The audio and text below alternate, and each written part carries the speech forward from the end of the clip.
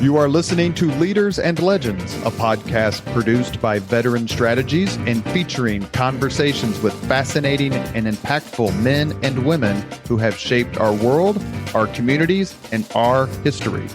My name is Robert Vane, Principal of Veteran Strategies, and your host for our discussion. You are listening to Leaders and Legends, a podcast presented by Veteran Strategies, an Indiana-based public relations enterprise, and sponsored by Garmon Construction, Leaders and Legends LLC, the Grand Hall and Conference Center at Historic Union Station, the McGinley's Golden Ace Inn, and NFP, a national insurance broker with strong local content. Our podcast is featured on the All Indiana Podcast Network in partnership with Wish TV. You may find Leaders and Legends at allindianapodcastnetwork.com. Thinking of starting a podcast or need to host a public meeting? Let Leaders and Legends LLC be your partner as you look for new ways to communicate your message. Please contact Chris Spangle or me at leadersandlegends.net.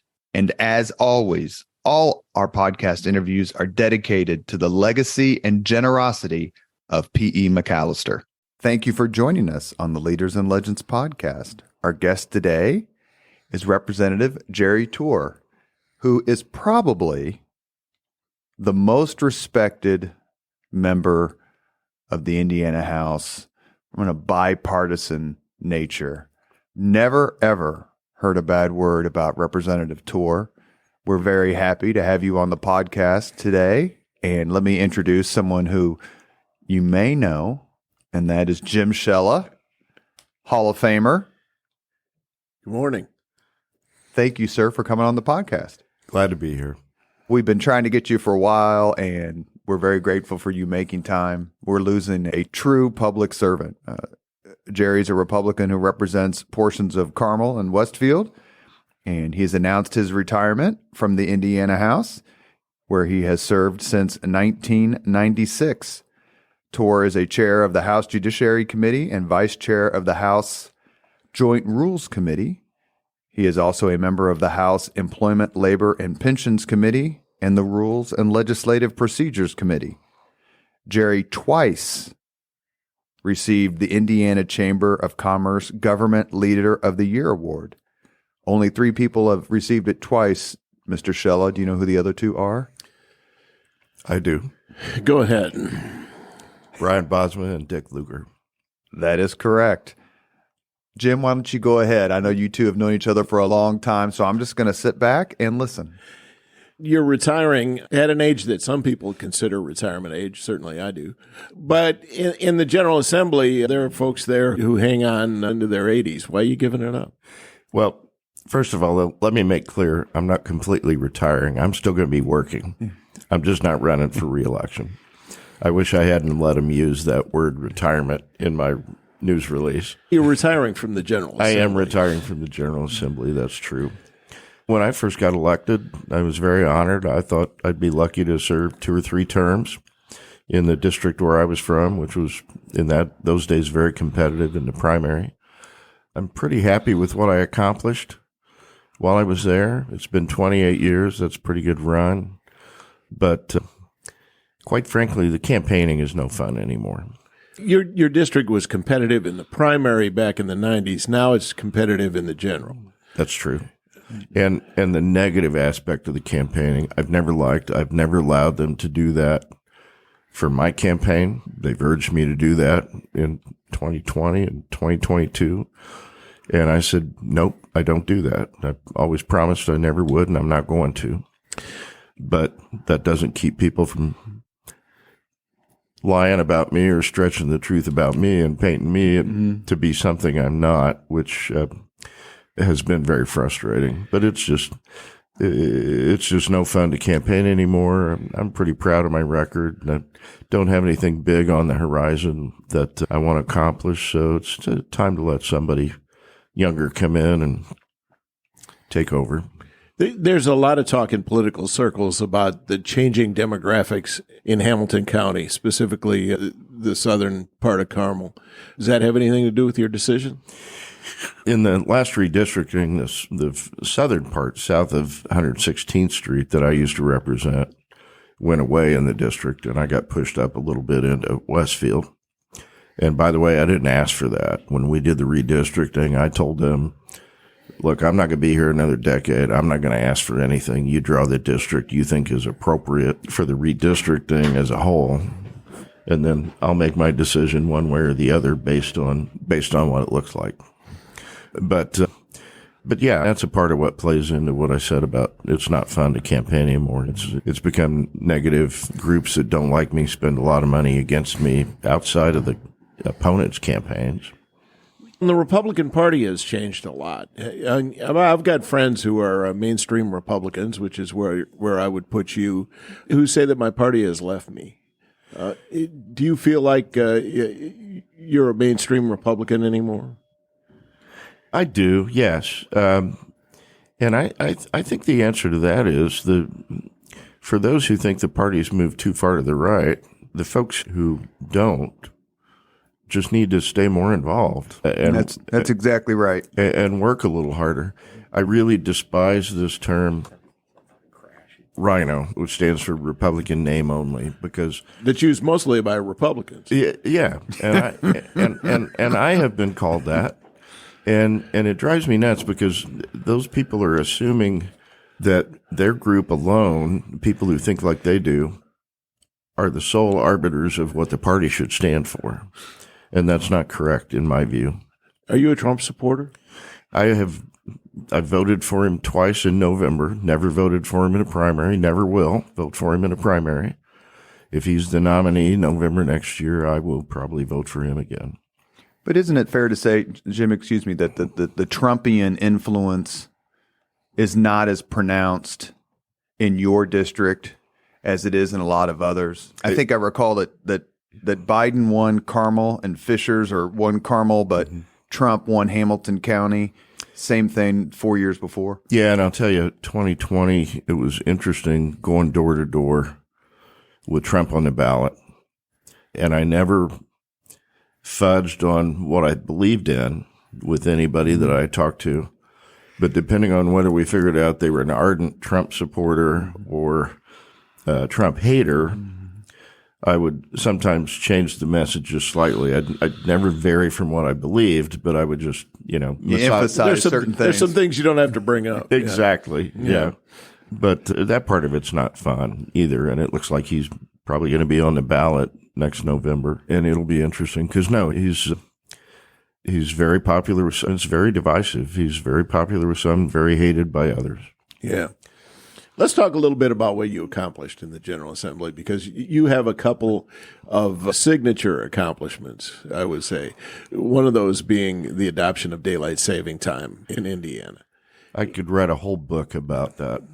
So could Shella, I think, covering it.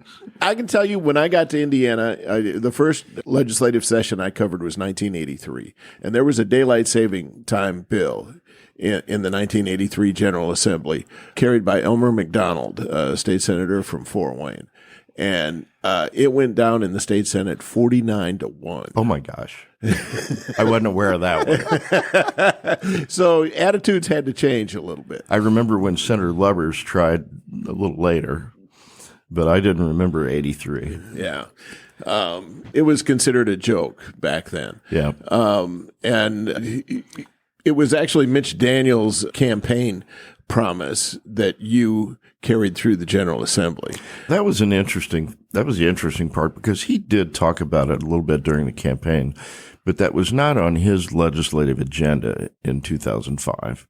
It was not on the House Republican agenda in 2005. Because he had talked about it during the campaign, I assumed we would do it. And so I had filed a bill several times before. You remember Representative Tiny Adams, who was a Democrat from Muncie, right? Right. He and I would both file bills, and we'd name the other as the co-author.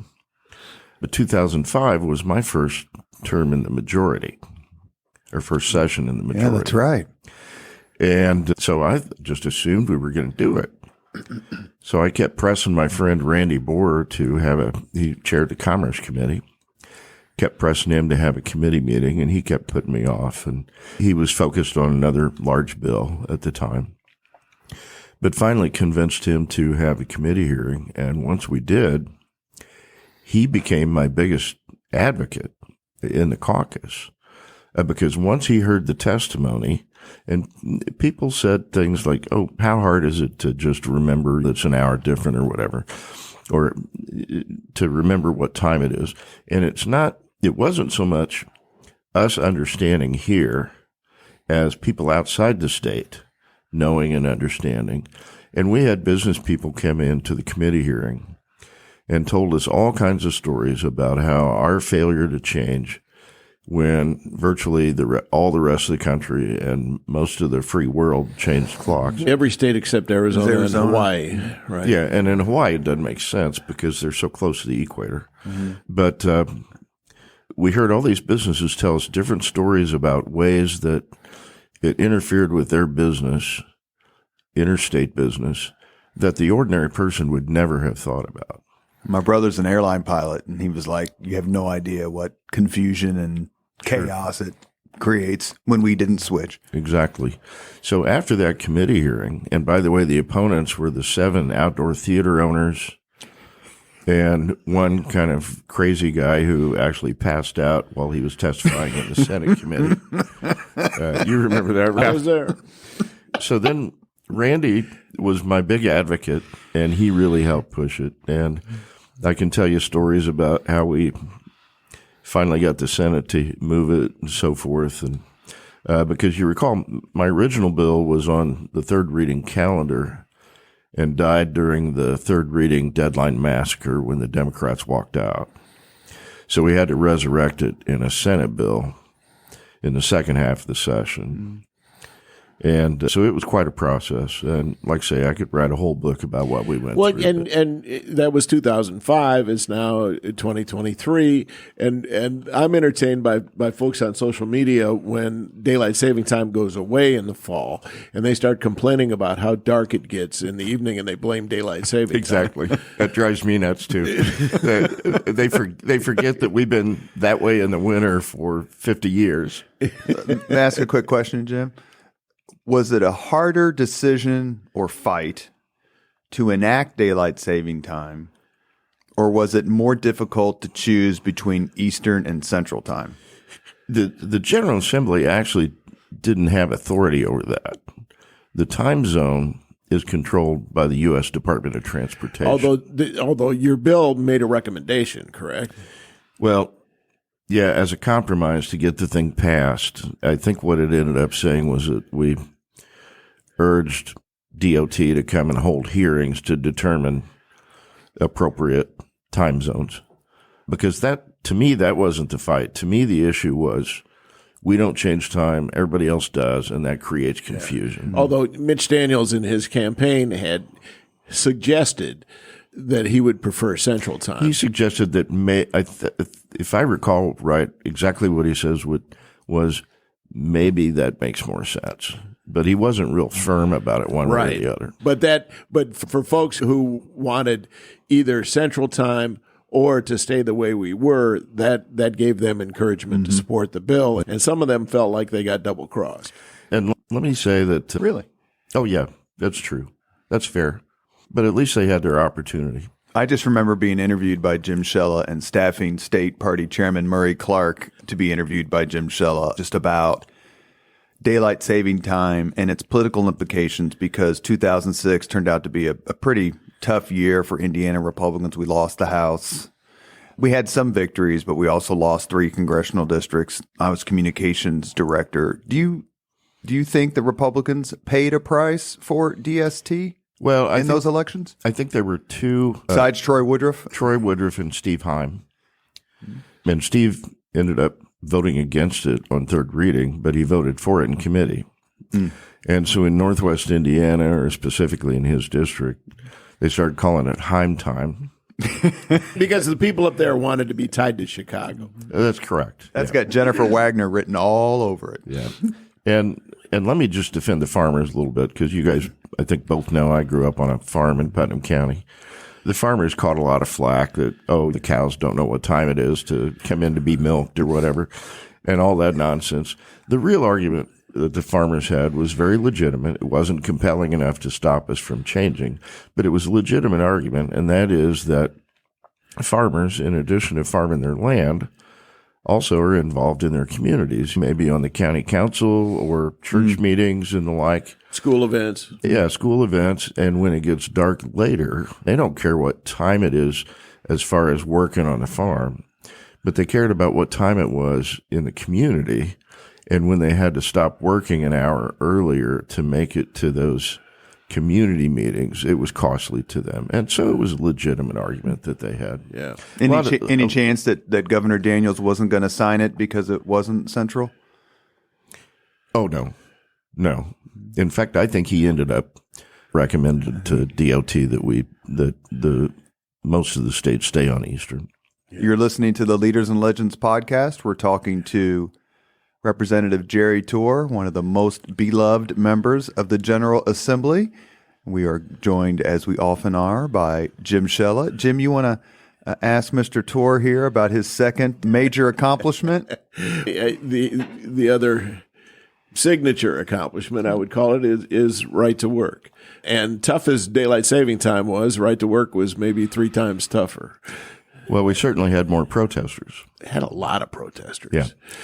A lot of people don't know that took me 8 or 9 years. I was vice chair of the House Labor Committee. Of course, we were in a minority at the time, and a gentleman from up around the South Bend area sought me out at the State House. He was in the State House and looked me up and was talking to me about right to work. I'd never heard the term. I didn't understand. I didn't know anything about it. And by the way, whoever named it right to work wasn't very good at branding. Yeah, branding. Yeah, exactly. But nevertheless, he told me about it. I thought, this is interesting. And so I started doing some research, and I wanted to look at some stuff that was not promoted just by the National Right to Work Committee. But I found a couple of different studies, one by the Allegheny Institute and one by the Mackinac Institute. One looked at the border effect between a state that was right to work and a state that wasn't right to work. And job growth in manufacturing, 25, 50, 75, 100 miles from the border. And it was very compelling. The other looked at a right to work law in conjunction with an interstate loop, such as 465 or 269 or around the Jeffersonville area, the Louisville loop. And both showed significant difference in job numbers with those combinations or across the border. And I thought, here we are with no right to work border state at the time. And a crossroads of America, it seemed to me that those effects would be amplified in Indiana if we had a right to work law. And so I put together a PowerPoint presentation, and for 8-9 years, I'd go anywhere in the state where I could get a group of interested people to sit down and watch it and let me talk to them. And I remember once meeting with locally here in Indianapolis with the Small Business Association. I can't think what it's called, but the small business representatives. And one guy came up afterwards and he said, "Thank you, National Federation of Independent Business." NFIB. Yeah, NFIB. Yeah, I talked to NFIB. Yeah. And this one gentleman came up afterwards and he said, "Thank you so much for talking to us today. I didn't understand what this was. And when I first looked at our agenda, I thought, why are we going to listen to this union nonsense?" He thought it was a pro-union concept. The unions thought otherwise. And to be fair, it's not anti-union. But what it turned into be was a fight against the unions, and it became a partisan issue. Oh, sure. And in 2011, it caused the Democrats to go to Illinois for 6 weeks. Right. Brian Bosma and I both had to have a state trooper with us just about anywhere we went downtown. I had protesters at my house a couple of days. Can you be pro-union and pro-right to work? Absolutely. And I can't name names, but there were union leaders who told me that they supported it. The operating engineers from Northwest Indiana were in support of it. Were they? Yes. Yes. Okay, I was not aware of that. But My dad was in the Teamsters for 30 years, and when I had to go on TV and defend right to work, I wasn't really a fan, so I let KIP 2 take all of my time. But how do you square that circle, or is that a false choice? it's just, actually, it was interesting because in my research, I thought the important reason to do it was to bring employers to Indiana. But when we did some polling, when we finally decided, Speaker Bosma decided this is going to be House Bill 1001 in 2012, and we're going to do this. He did some polling, and we found out that what really rang true with voters was the concept of the freedom of the worker to choose whether or not to associate with the union. But we'd have the union workers come into the committee and they'd testify about how awful this was and it was going to destroy the union. And then I would ask them all, I'd ask every one of them, in your work, where you work, how many of your coworkers do you think would quit the union, quit paying dues if this passes? And to a man, they said, oh, nobody I work with would quit paying dues. And I said, then what are you afraid of? But what has the result been? I don't think it's been nearly as dramatic in terms of existing union employers as some of the employers thought.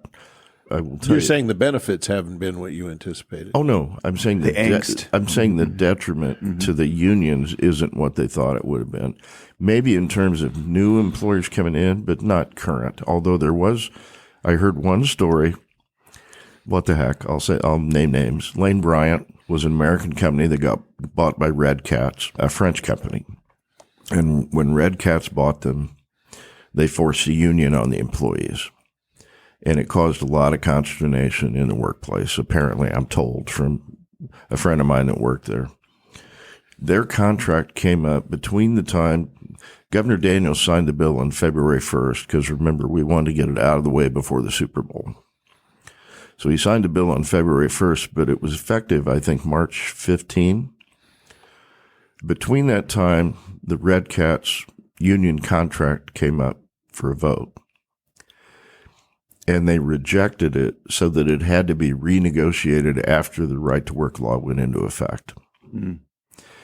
And my friend who worked there told me that after the new contract under the right to work law, he said everything was back to normal in terms of relations in the workplace and everybody was so much happier. And I'm sure there are other places where workers think the union is the greatest thing since sliced bread. Mm-hmm. And if so, God bless them. That's great. Because it didn't take away any right to unionize or organize and negotiate. It just said nobody's forced to be a part of it, just as a condition of employment. The other story I want to tell you is Jim Schellinger told me a few years ago. Commerce Secretary for the state. Commerce Secretary and former candidate for governor. On the Democratic side.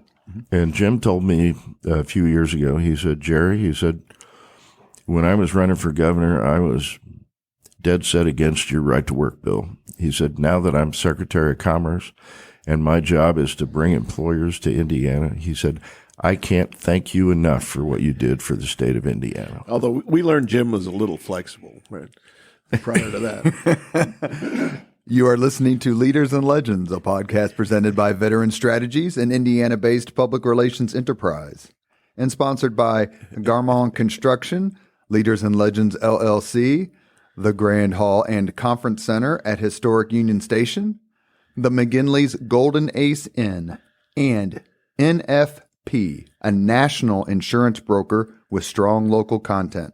Our guest today is retiring State Representative Jerry Torr, and we are joined by our frequent co-host, Hall of Famer Jim Shella. Jerry, is there a particular Hoosier leader and or legend you admire? Oh, gosh. Most? Yeah, there are a lot, but I'd say near the top has to be former Lieutenant Governor John Motz, who was probably the most qualified candidate for governor in Indiana that ever lost the election. But he came on the podcast and talked about that. He was very philosophical. He didn't seem bitter. When you looked at him as he was retelling it, there's still, I interviewed him in 2019. There's still some sting, as there would be. Mm-hmm. Yeah. But I'd have to say, gosh, Mitch Daniels, Brian Bosma, great leaders that weren't afraid to tackle big issues and move the state forward. And they're an awful lot from way before my time. How did you get along with Democrat speakers? John Gregg and Pat Bauer were the two speakers, I think, during your term from the other party. It's interesting. John Gregg would often give me a really hard time when I would come up on the floor to speak on a bill or whatever. But in my first or second term, I think it was my first term, I was an advisor on a work comp bill, or maybe I was comp free. I can't remember which. But anyway, we had a workers' compensation bill, and it would have increased benefits, which the labor unions wanted. But it also changed a couple things because there had been some court decisions that the business side thought had been unfair on work comp cases, and so they wanted to undo those legislatively. And so those things were always a compromise back in those days. And so it was the last day of session. We're having a conference committee meeting on that bill in the speaker's office, John Gregg's office. John Gregg was voting for me and the other members back before that rule was enforced. He probably cast 30 votes for me that day. Mm-hmm. But at one point, my good friend Ed Roberts, who was one of the first ones to push me to run for this office. Lobbyist for the Manufacturers Association. And Jerry Payne, who lobbied for the AFL-CIO. They couldn't quit arguing about agreements they thought they had that were broken like 20 years earlier. And so finally, I left the speaker's office and I went up the rostrum and I asked John Gregg, I said, do you want us to pass a work comp bill this year? And he said, I do. And I said, then you got to come down and you got to throw all the lobbyists out of your office so we can get this done. And so he handed the gavel over to whoever the pro tem was at the time. Chet Dobus, probably. I think it was Chet, yeah. And I got great stories about Chet, too. Chet was a great friend of mine. He came into the office and he said, all right, all you lobbyists out. And Ed and the lobbyist for the state chamber, they're all getting up. Jerry Payne's still sitting here, right? And Greg looks at him and says, nope, Jerry, you two, out. And Jerry's like, what the heck? I sat down and I wrote some numbers on the back for benefit increases. I wrote some numbers on the back of my copy of the proposed conference report. And I put those in front of my friend Dean Young, a Republican from Blackford County, who is, I think, still on the bench in Blackford County now.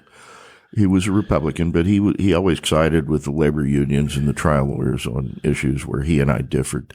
But I put my numbers in front of him, and I said, Dean, could you live with this?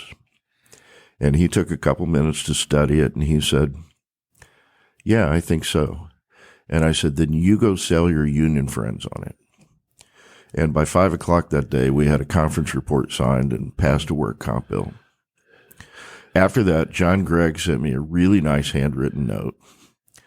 And he said, hey, I know sometimes I write you pretty hard, but I really appreciate your work on this work comp bill or something to that effect. And I really appreciate that. And we've had a really good relationship since. What about Mr. Bauer? That was a little different. I respect Pat. I remember, I think the only time I went to see him in his office that I recall is when we had to vote on daylight saving time, and it was obviously very close. And Tiny Adams had heart issues or something. He was not well, and he was not coming. But I knew Tiny really wanted to come and vote for daylight saving time. And I went to Speaker Bauer's office and asked him if he wouldn't consider having Tiny come in and make it very easy for him, just come in, vote for that bill, and then go right back out because he really wanted to. And, of course, Pat said no. And his whole agenda was he ended up succeeding. He's a very brilliant politician. He wanted to trap somebody like Troy Woodruff, which he ended up doing, because, Jim, you'll recall, he had 3 Democrats, Scott Reske, David Orentlicker, and now I'll think of her name in a second, from Anderson. Terry Joe? Yeah, Terry Austin. They had all promised constituents, they'd all promised to vote for the bill when it would actually pass. But Pat was asking them to vote no until it was actually going to pass. And so we had a couple of votes where we got 49, 48, 40, whatever, but there were never 51 no votes, but it took us 2 or 3 votes to get to 51. And Pat was standing right behind them. And in fact, I remember I had heard that David Orentlicker's campaign treasurer was Mickey Maurer. And I had heard that Mickey had called Orentlicker and said, "Hey, quit screwing around and vote for that bill." Maurer was running the IEDC at the time, was he not? No, this would have. I thought he was his first Commerce Secretary. He and the lady from up north. I think this was the year before it actually went into IEDC went into effect, I believe. But Maurer was clearly a Daniels supporter. Yeah, this is 2005. So yeah, that was the same year. That same year we created IEDC. Mm-hmm. Yeah. Pat was standing behind them. I think they all three sat right almost together. And Pat was standing behind them, and he was going to tell them they could go green when got 51. You know, the speaker can tell. He's got a screen. Anybody out in the audience trying to count, it's pretty hard to do. And Troy Woodruff, we'd had knockdown, drag-out caucus over it. Troy Woodruff, who was a Marine, he saw a grenade and he jumped on it. He reached over. I remember hearing Kathy Richardson say, "Troy, no." While Brian was staring down a couple other members that should have voted for it and didn't. And Woodruff just reaches over, hits his button. Brian saw 51, closed the machine. And then that Marine ran away from the media. And of course he did. But I'll never forget, after the whole thing was done and we passed it and the media all flocked around me, just picture me on the front page of the Star with somebody from the governor's office, BlackBerry, talking to Governor Daniels on the phone. But after everything cleared out, Orentlicker was still sitting there in his chair, totally dumbfounded, trying to figure out how he was going to explain that he didn't vote for daylight saving time. Jim, was that fun? We talk a lot about supermajorities are bad. Of course, as a Republican, I think the current supermajority is pretty darn good. But was it more fun to cover especially the Senate's always been Republican, but the House was so close? I've said over and over again, covering a supermajority is terrible. It's all of the debate takes place in caucus. I remember that. I don't know whether my good friend Brian Bosma would want me to repeat this or not, but I remember the night we got the supermajority on election night, and the numbers, we kept getting reports that this one was called, and this one was done, and as we crossed over the 2/3 threshold, I remember Brian saying something like, "Yeah, I was thinking more like 64 or 65. We asked him about it. As a speaker, you want to be able to manage people, and it's a lot easier to manage them if you don't have a supermajority. You convince people to do things you want to do, as you just described Pat Bauer doing.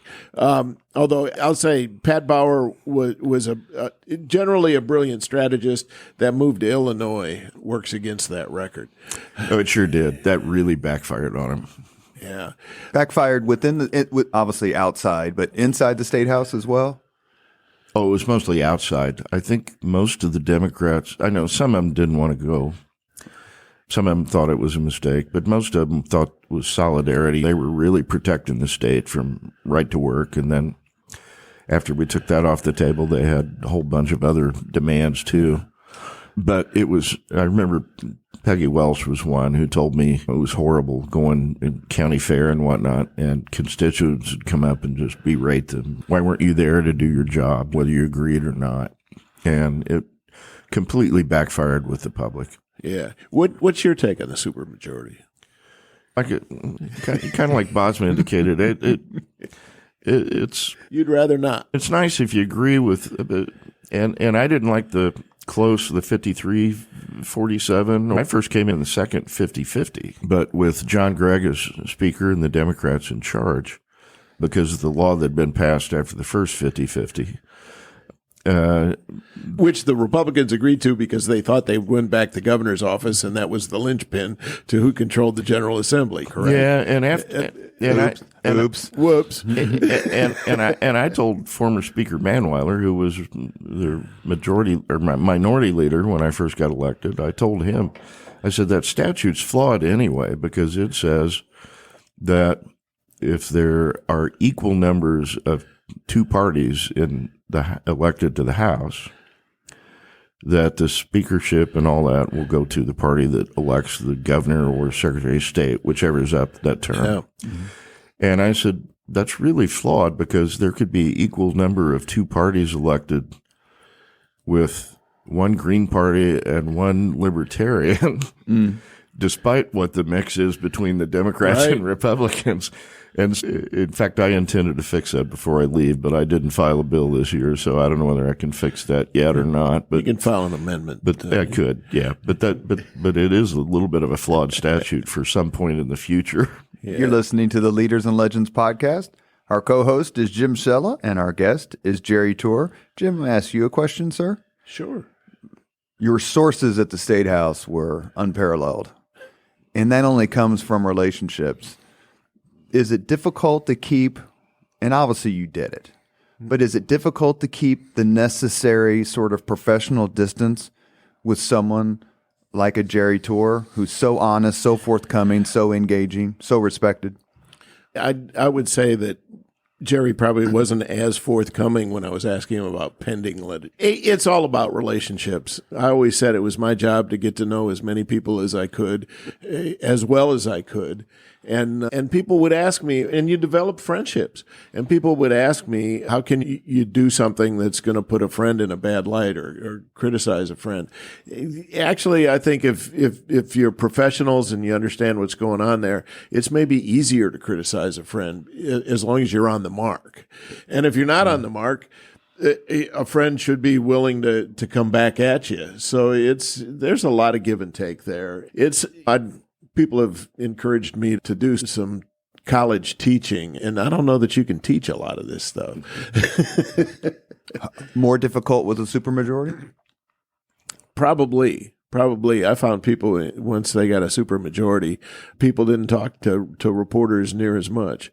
Although they did talk more to lobbyists, it seems. And some of that's technology. We had a couple of lobbyists on a while back talking about how folks will text them from inside caucus now, which before texting that, you had a lot harder time finding out what went on in caucus. And which, of course, caucus members are not supposed to do. Yeah. Good luck Jerry, with that. Yeah. Jerry, you have and I only know this because of my interaction with them, you have an excellent reputation and relationship with reporters. Is that something that you've consciously worked to forge, or is it more of a sense of Jerry's the old-time Republican we can get along with and understand? Both?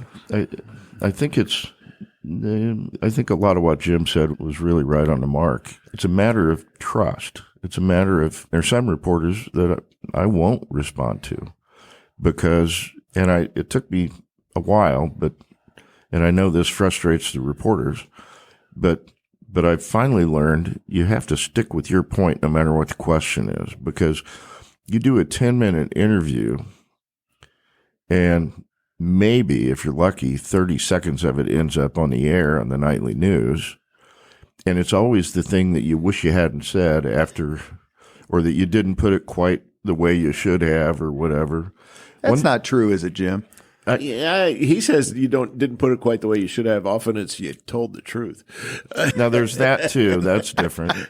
But I will say with Jim was always very fair with me. And in fact, I remember when I had a primary opponent and the trade unions were sending out a lot of mail against me because I had helped create the transit authority for Indigo and theoretically to spread around to the surrounding counties, but none of them voted to do it. But the trade unions were spending a bunch of money against me. And Jim called or texted me, wanted to know if he could come out and interview me. And protocol is I would have been supposed to call our campaign team, our campaign folks, and say, hey, should I take this interview? With Jim, I never had to worry about that because I knew I wasn't getting ambushed. And I knew he was seeing the irony in the trade unions sending out this mail about the mass transit when they were wholly in support of it. In fact, I think when you got a hold of their lobbyist who was out in D.C. I guess I don't remember this. Oh, you don't remember this? No. You asked him about that, said, didn't you guys support the transit bill? And he said, yeah, we're 100% in support of mass transit and 100% opposed to Jerry Torr. Yeah. In terms of media relations, I think I had the benefit of covering the General Assembly for 34 years, and the plan was for me to be there and to stay there. And so when you deal with somebody, you're not trying to just get today's story. You got to come back. And there are some folks who go down there who are just worried about today's story, and some of them take a very different approach. It's true. I want to ask you about recent headlines. We've seen former Representative Sean Eberhardt plead guilty to federal charges of bribery with regard to helping out a casino entity.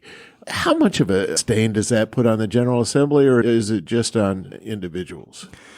I do think it reflects badly, and it's just, it's a shame. And quite frankly, I was surprised. I thought Sean was a lot brighter than that, and I've had conversations with several of my colleagues and said, who thought he wasn't going to help them with that bill anyway? Right, he had a casino in his district. Yeah.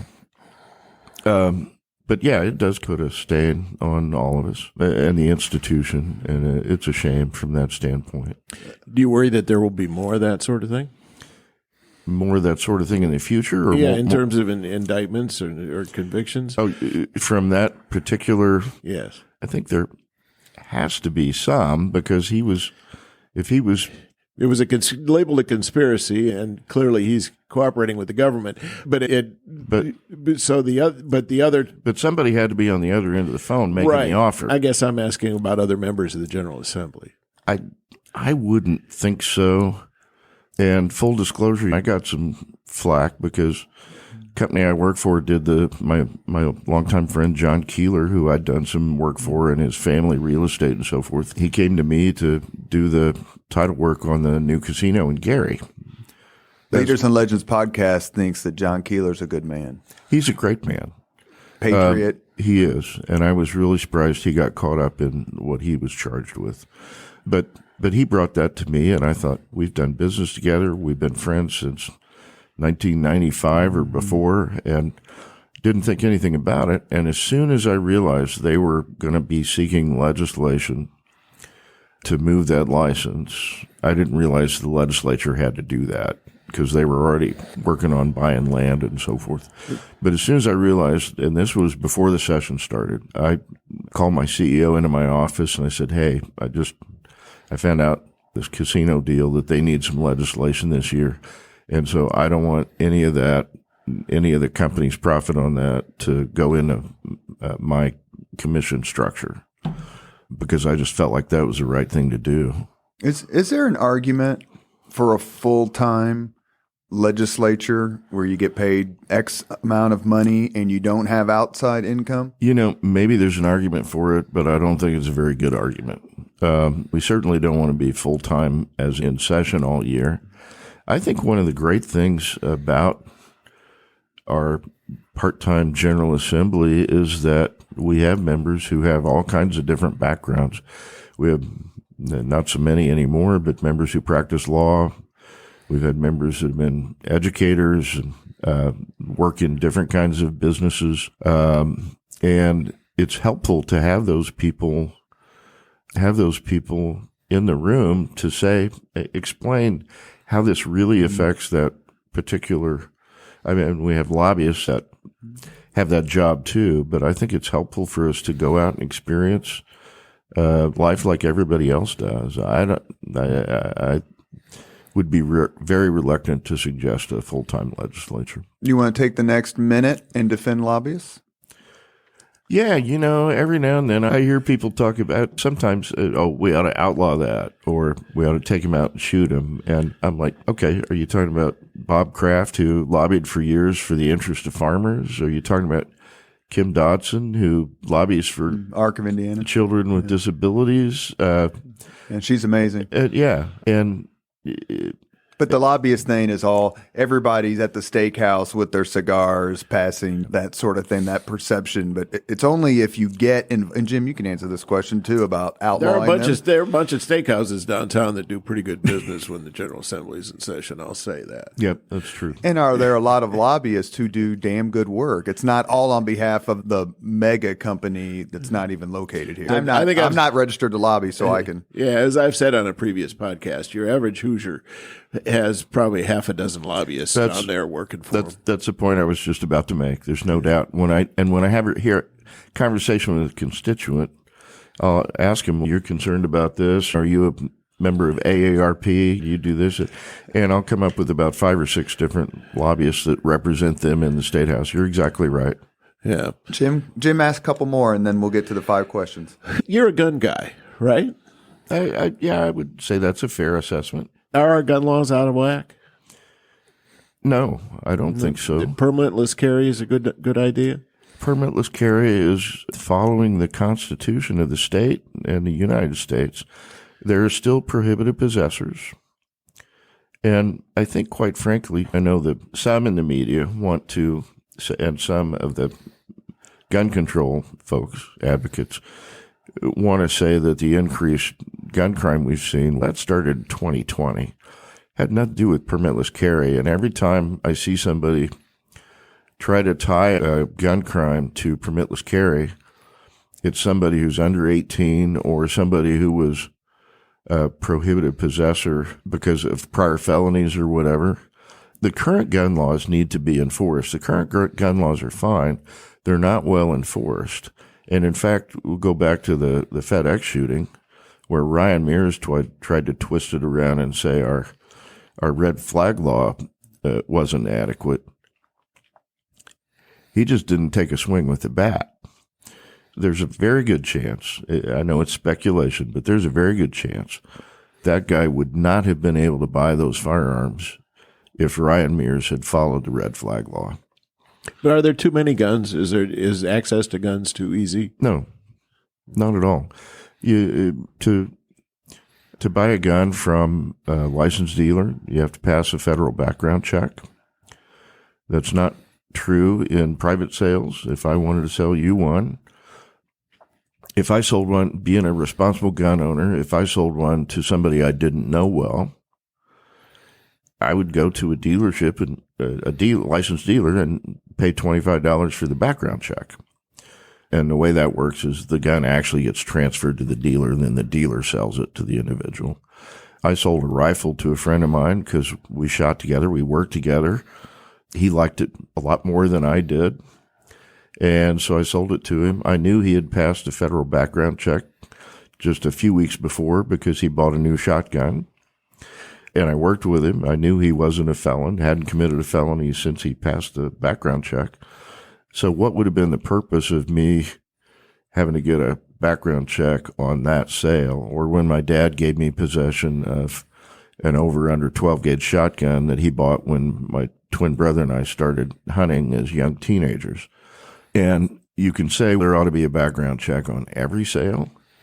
We just heard this story about a lady who was going to sell a couple of guns to a teenager, and then it ended up they tried to steal it and ended up being a shooting out of that event. Well, she started shooting first, right? Somebody like that is not going to get a background check if it's required in every sale. The criminals aren't going to comply with that. So strengthening the gun laws is not the solution to ending the gun crime.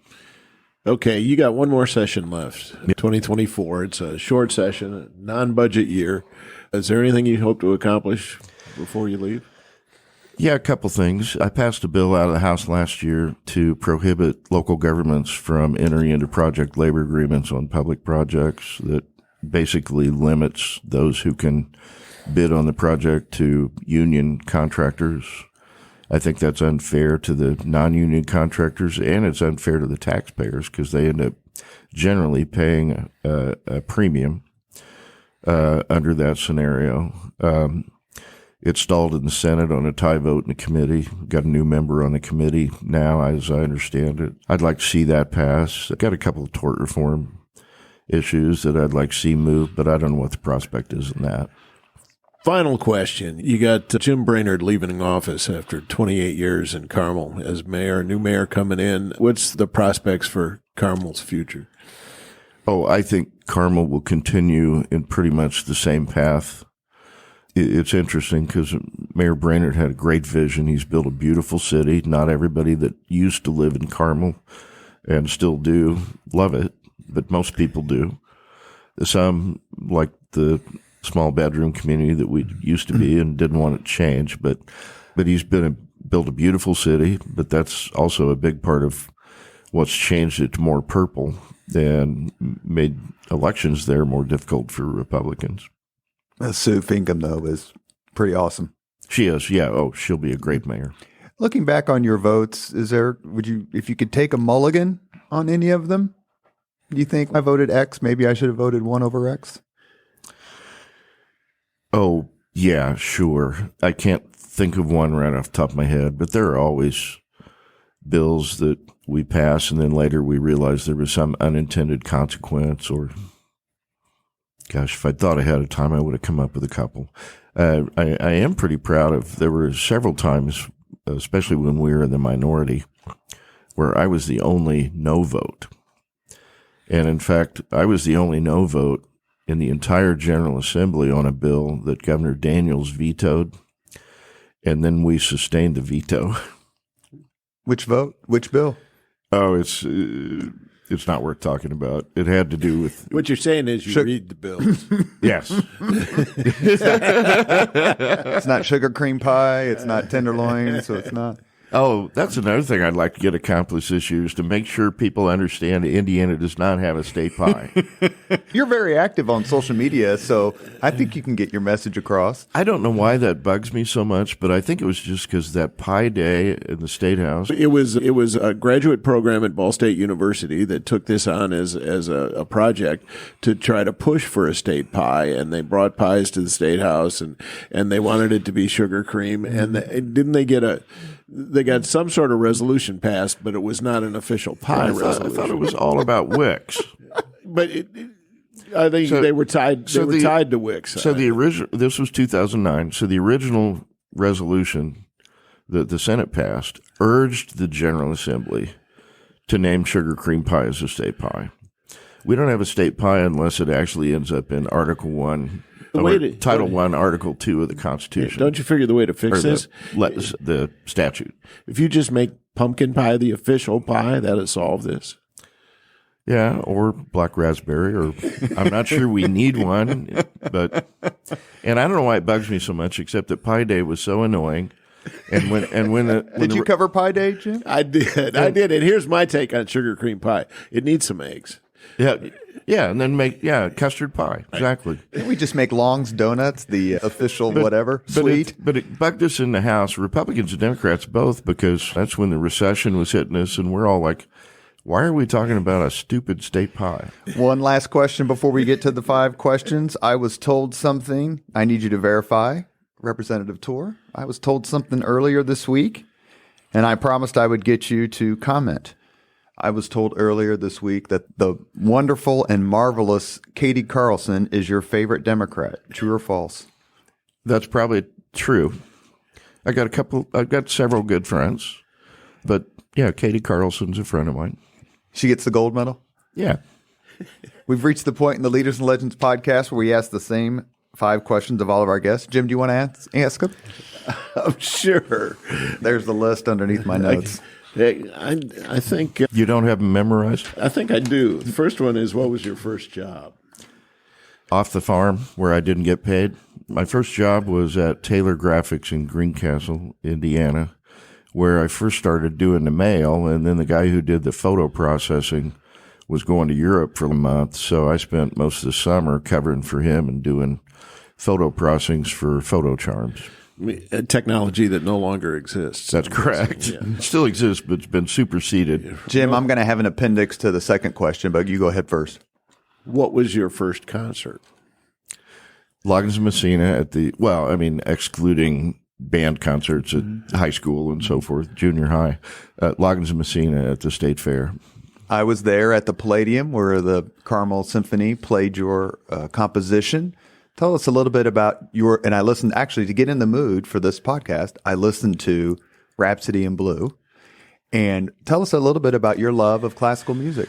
That was probably the coolest thing I've ever done in my life. I went to a professional guitar school in Hollywood, California. A lot of people don't know that. In fact, when I get introduced to speak somewhere and somebody's looked at my resume on the state website, it's Hanover and they'll say, here's something I'll bet you don't know about Representative Torr. But what I really wanted to do was write music for film, which I had studied with Mundell Lowe. And out of 60 long-haired guitar players, I was the only one who really took an interest in his class. And so he took me under his wing. So I wrote some pieces and made a demo with just several short snippets, but the longest piece on there was a fanfare that I had written to demonstrate what I would write as a main title to a film. And it's very much in the realm of John Williams, big, bold, brassy. Then I was on a committee to choose our new music director. This would have been 2016, 2017. And at the end of that process, gave all the other committee members a CD of this recording that I'd made back in the early 1982, I think. And that summer, the CEO called me, and he said, the new conductor and I think it would be fun if you conducted that fanfare on your CD to open our season and then introduce her to the audience. And you could have knocked me over with a feather. I said, of course. And he said, do you mind if we rename it Fanfare for a New Era? And I said, Alan, if you can let me conduct it in the Palladium in front of a live audience, you can call it whatever you want to. It was beautiful. I remember it. And I have to say this, I do remember you turning after it was played. And I thought you had tears in your eyes, so forgive me if I was wrong, but I could tell you were really moved. I probably, yeah. Question number 3. If you could suggest any book to someone to read, which book would you recommend? I think my favorite of all time is Breakfast of Champions by Kurt Vonnegut, but I'm currently in the middle of my friend Tom Saunders' book that you wrote a foreword to. I didn't realize it was out. Yeah, just last week or so, I think. But, okay. Yeah. So former State Representative Tom Saunders. That's probably going to be among my favorites when I get finished with it. Interesting. I got to make sure I get it, as if I don't have a photocopied version. But I think Tom owes me an autograph. If you could witness any event in history, be there in person as it happens, which event would you choose? Wow, that's really tough. I would, just off the top of my head, I guess I'd have to say Ronald Reagan's inauguration in 1981. Is that the one where it was freezing cold? No, that's 84, 85. 85. Yeah, okay. All right. Plus in 1980, you get to see Rodney Dangerfield perform. Okay. Final question. If you could have dinner with anyone living today, 2 hours off the record, just to chat, who would you choose? Eric Clapton. Guitar player. Yeah.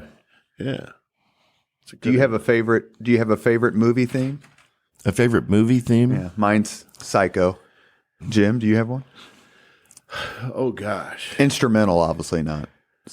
Yeah. There's so much great work that goes back to Lalo Schifrin, and of course, I'm a big fan of John Williams. I got to meet him, spent a couple days with him. Oh, that's terrific. In a recording studio, and he was very gracious with me. But Lalo Schifrin, didn't he do Mission Impossible? I think that's right. And then Newman did Psycho. Randy Newman's uncle, Alfred Newman. Is that right? That's right, yeah. And Hitchcock doubled his salary because he loved the music so much. Okay.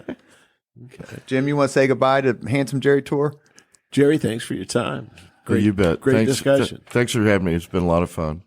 You have been listening to Leaders and Legends, a podcast presented by Veteran Strategies, an Indiana-based public relations enterprise, and sponsored by Garmon Construction, Leaders and Legends LLC, the Grand Hall and Conference Center at Historic Union Station, the McGinley's Golden Ace Inn, and NFP, a national insurance broker with strong local content. As always, all our podcast interviews are dedicated to the legacy and generosity of P.E. McAllister. Our guest today has been Jerry Torr. Jerry, congratulations on your stepping aside from public service, at least in the Indiana General Assembly. But I can speak for every single person I know who knows you. We need more Jerry Torrs, not fewer. Thank you very much for coming on today. Thank you. Thank you very much for listening to Leaders and Legends, brought to you by Veteran Strategies Incorporated. If you want to contact us about this program or our menu of public relations services, please send us an email at robert@veteranstrategies.com. That's robert@veteranstrategies.com.